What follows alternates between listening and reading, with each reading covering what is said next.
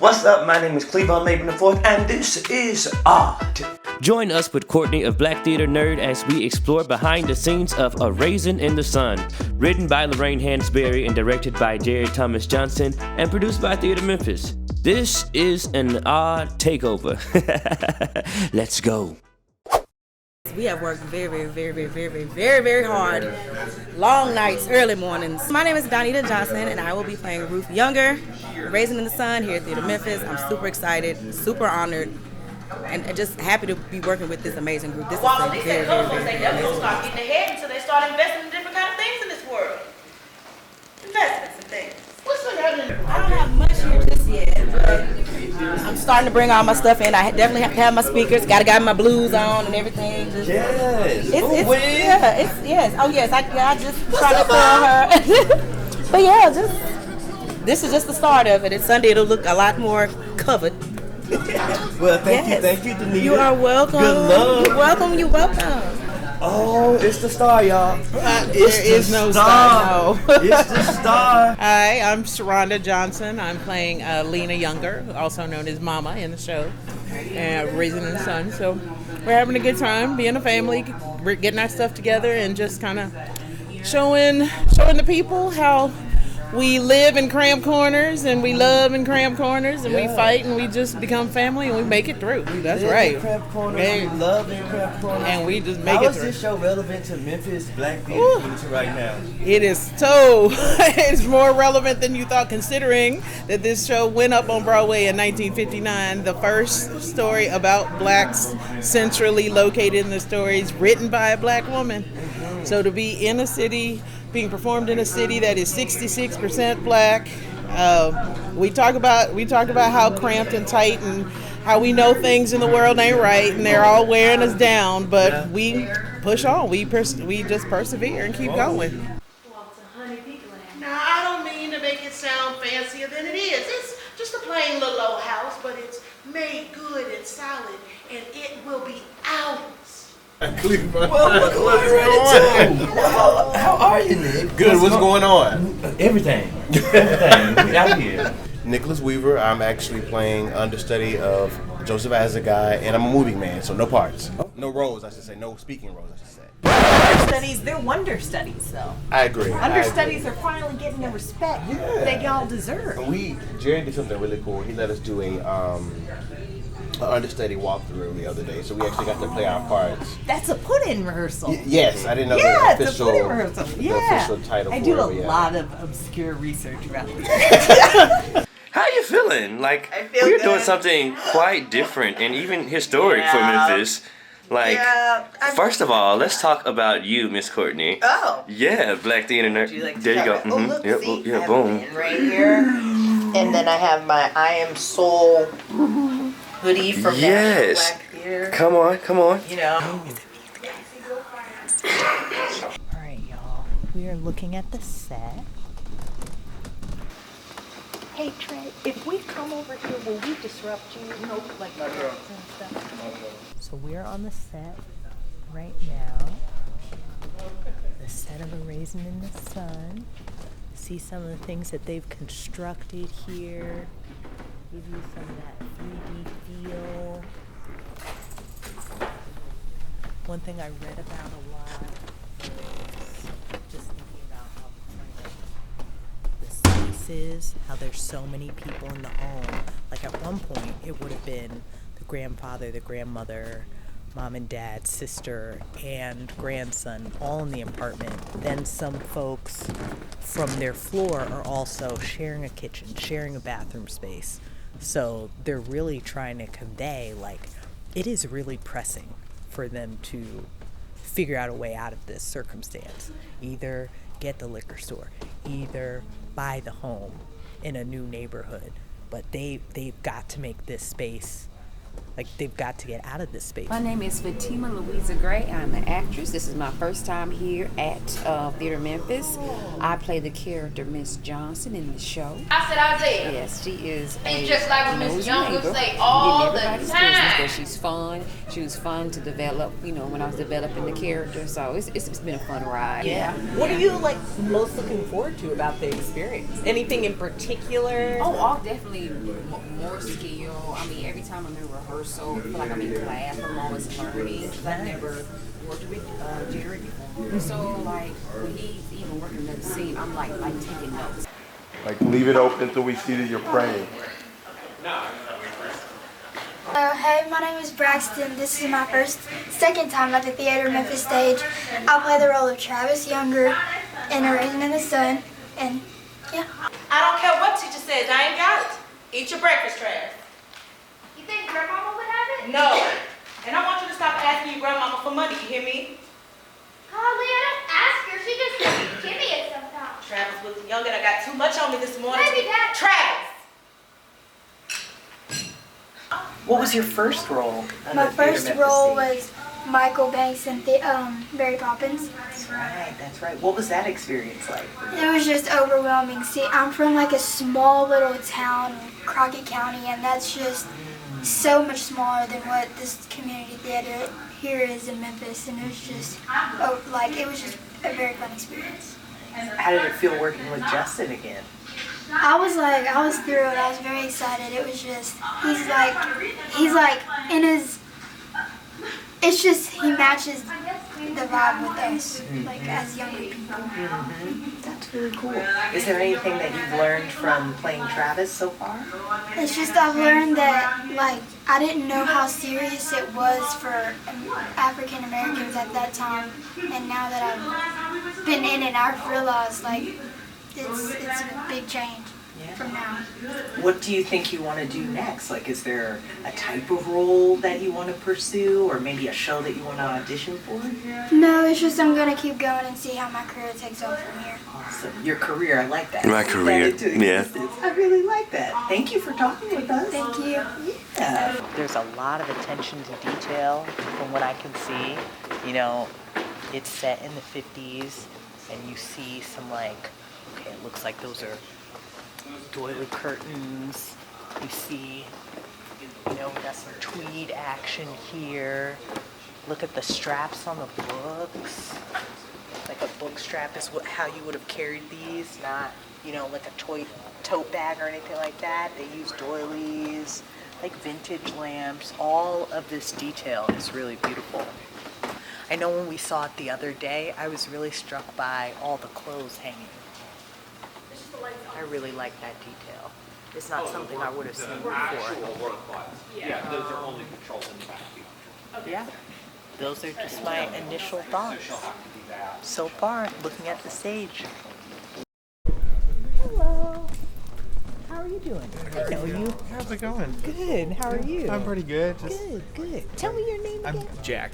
Jack Yates? Yes, that's me. Jack. Okay. Yeah. No. Just doing some little set dressing stuff.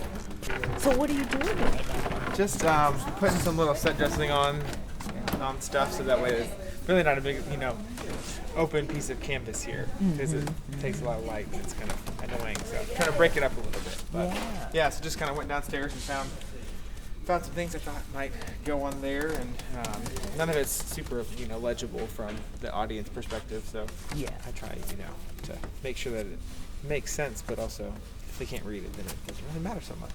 I noticed some Life magazines over there. There's some magazines. Yep, a lot of those aren't actually really visible from the audience perspective. They know that we have magazines, so I actually have to make sure that we whatever they pick up is going to be period appropriate. Right. It's like your thing, but did you create this structure? So Michael Compton, our technical director, actually built it.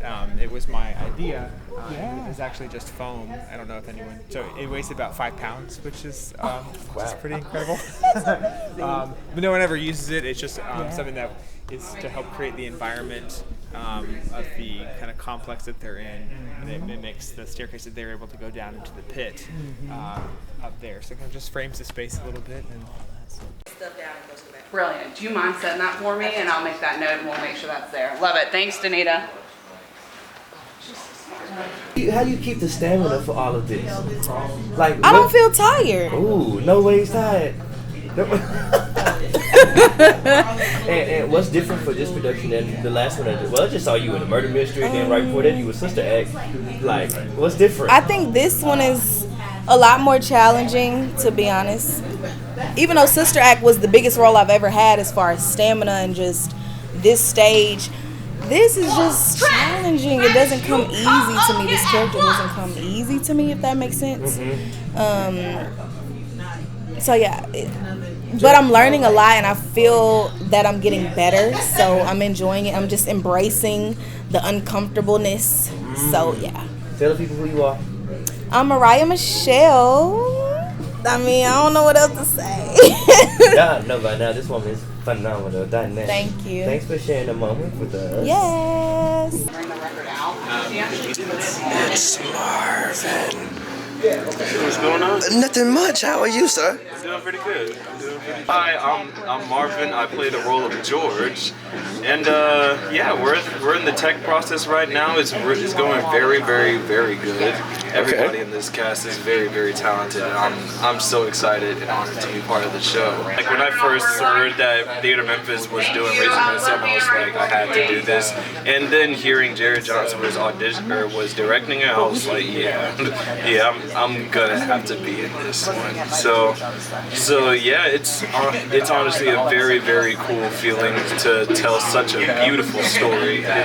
It's so nice. Tell everybody who you are. My name is Trey Oliver. I am playing Walter Lee Younger in Raisin in the Sun at Theatre Memphis. And Trey's gonna get a cookie. We're gonna follow him. All right, let's go. Y'all enjoying the show? Yeah, it's really good. Trey, when was the last time you were here on stage? This summer, well, that's last summer, I guess. I did Sister Act. You did. I remember. Ooh. Get you a cookie. You get one. Amen. Yes. Sixth season. We got Nicole, everybody. Hello, I'm Nicole Northington. I am the lighting designer.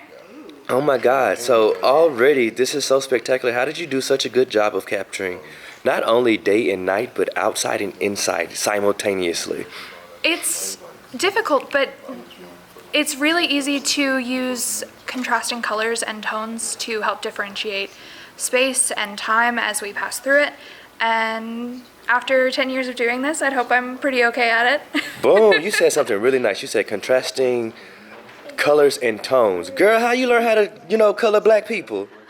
I've done a lot of shows. I've been very fortunate to do a lot of shows with people of various skin tones, and it is a very wonderful skill to have. It's a little hard to learn, but you've got to. We have an ever-evolving world with a ton of beautiful people in it, and everyone deserves to be lit beautifully. Oh, I love that. Everyone deserves to be lit beautifully. Well, y'all, that was Nicole. Nicole, say hi to Odd. Hello. We have to ask about this first AD role. Yes. Justin's the first AD. Everybody tell everybody who you are. And is it? Come on, Capricorn. Yes, I am Justin Renard Hicks. I am the assistant director of A Raisin in the Sun at Theatre Memphis. Yes. When was the last time you were here at Theatre Memphis performing? Not too long ago. I was on stage for this one. We were doing Sister Act. I was Curtis, and he was Eddie. So, I was Eddie, the lead, male lead of Sister Act. But I had the lead dressing room. It's crazy. Your contract. Did they say that in your contract? It's crazy. Anyways. Tell them what you did for this show. Oh, the music. Oh yeah, I did the music. I helped curate the music. Me and Jerry. I thought somebody was singing. Yes. So yes, I'm singing the first song. See, I knew it. I was curious, what's been the biggest difference between like performing on stage and being an assistant director? So I've realized when I do this again, I have to be one of those people that directs and act in it, because it's just hard to just sit here and just not be up there. I love it so much. But what I will say is it's a learning experience to know what to do and what not to do, exactly the annoying things we do to our director that we're not aware that we do. It has opened my eyes up to just, being more cooperative in the production process. What do you think you have learned from Walter Lee? Oh, my goodness.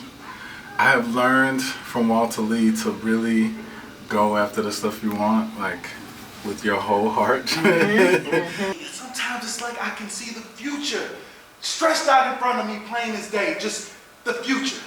Straight out there at the edge of my days, just waiting on me, a big, looming, blank space full of nothing. Like a very take no prisoners kind of mentality, maybe, Walter could use a dash more caution, but I could use a dash more of what he got of that go get itness. But I got a lot of love for Walter.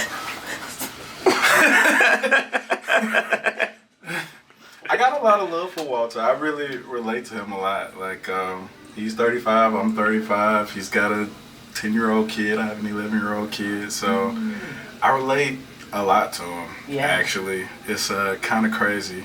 I find myself kind of like going through some stuff on stage, like kind of working out some stuff.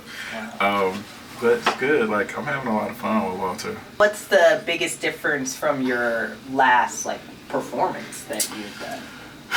It's I think honestly the biggest difference, for some reason, Walter is just kind of coming to me a little bit easier. I think I just relate to him a little bit more than I did Juicy. My last role was Juicy and Faham. And I related to Juicy in a lot of ways too, but Walter, I get it. I kind of get what he's going through. And like I said, it's that a few of these things are kind of therapeutic for me. I'm gonna feel fine, Mama. All right, because I'm gonna look that son of a bitch right in his eyes and I'm gonna tell him, all right, mister, that's your neighborhood out there. You got the right to keep it like you want. You got the right to have it like you want. You just write the check and the house is yours. And I'm gonna say, you people, you just give us the money. And then you don't have to worry about living next to this bunch of stinking niggas. Me at 13, there's no way I could understand the challenges that they have. But me at 37 and a half with the 2.5-year-old with a mortgage, I'm like, oh yeah, I get it. I get it now. I think we all get it. To be honest, just this time in this country right now, I feel like everybody kind of gets it. I feel like we're just in a time in history where everybody is kind of reaching for more. You know what I mean? Whether it's a career in show business or just entrepreneurship. So I feel like that is just a big theme in this play, and I feel like it's so timely for right now. It's hard to get by with, if you don't have some form of entrepreneurship in your life. I just try to be a general wealth of knowledge about these things, and I try to just let my excitement shine through, which I don't think is very hard. I was gonna say, you're definitely, we getting that. Y'all feel that excitement? And I'm just really grateful because other than being at home and watching crime shows with my husband and my child, this is all I want to do. This is all I want to do. I go to work, I come home, and I spend time with my family, and I'm on Playbill researching trivia for plays that were written 60 some odd years ago to try to get more Black people in the theater, on the stage, excited about this work. And why Black people specifically? And why Black people specifically? Oh, there's so many reasons. I know, right?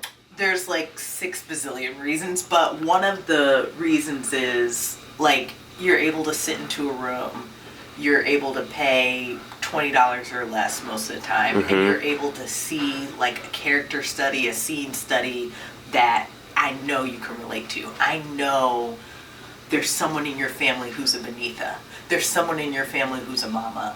There's some aspect of the story that like you can relate to deeply, maybe you can better understand yourself, or the friends or family that you bring to the theater can better understand you.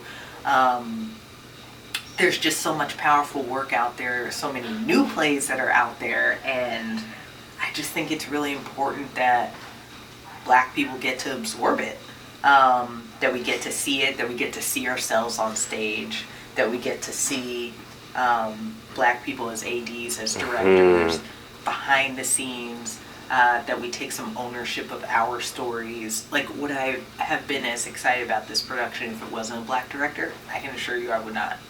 I can assure you. It's just been really inappropriate. It's like, I'm not, you know, no. So I just feel like it's really important, and if there's something that I can do that maybe gets some like middle schools to send their students to this production, I have to be a part of that. That's really important to me. So yeah, and it's just fun to walk on the set before anybody else gets to see it.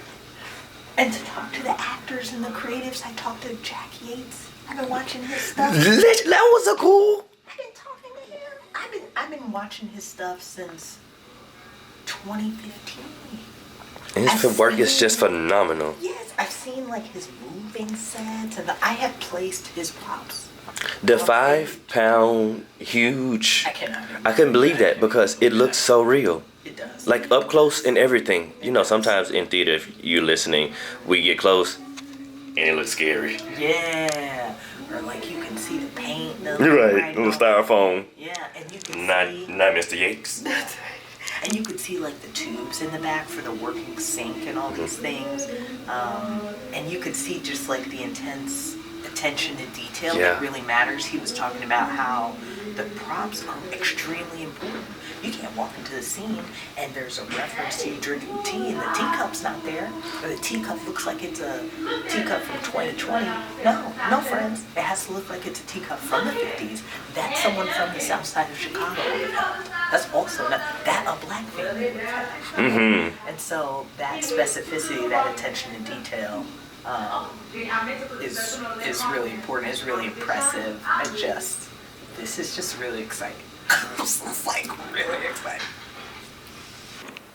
Well, I always wanted to have me a garden like folks had down home, but this plant was as close as I ever got to having one.